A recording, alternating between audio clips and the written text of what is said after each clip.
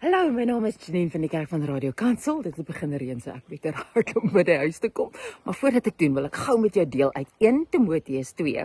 Begin by vers 1 waar Paulus vir gebedsmeking en danksegging vra vir alle mense, en dan in vers 2 gaan hy aan en sê vir konings, vir almal wat in gesag is, sodat ons rustige en stil lewens vol van godvreesendheid en waardigheid kan lei. Nou, ek lees nuus elke dag en ek kan jou sê, as jy dit hoor, klink dit of almal mekaar wil vermoor en nie die asem gun om in te asem nie. Maar die waarheid is, ek ken great mense in alle rasse en hulle wil nie my besteel of my vermoor nie. Hulle wil net alleen gelos word om hulle kindertjies groot te kry en te gaan werk en hulle God te dien.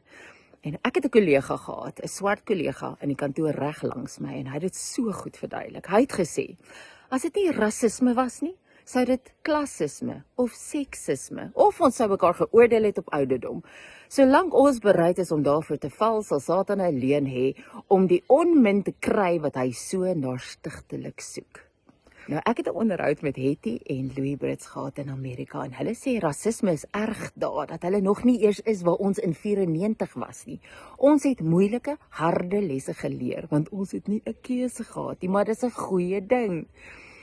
Jy weet natuurlik dat Spreuke sê daar is 7 goed wat God haat, en een van hulle is iemand wat onmin, iemand wat tweespalt saai. So elke keer as jy by 'n braai en 'n gesprek is en iemand loop by jou weg en hulle haat iemand meer, of hulle is meer arrogant, of hulle dink hulle is beter as iemand anders as gevolg van jou woorde, as hulle iemand verag, minderwaardig ag as gevolg van jou woorde, dat jy iets gedoen wat die Here haat. En dis 'n ernstige ding. So, hier's wat ek sê. Ons is op aarde om almal te dien en lief te hê.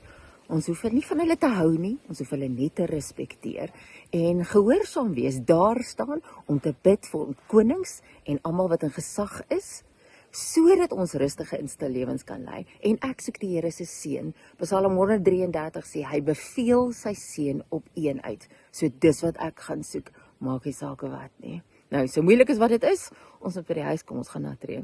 Sien jou môre.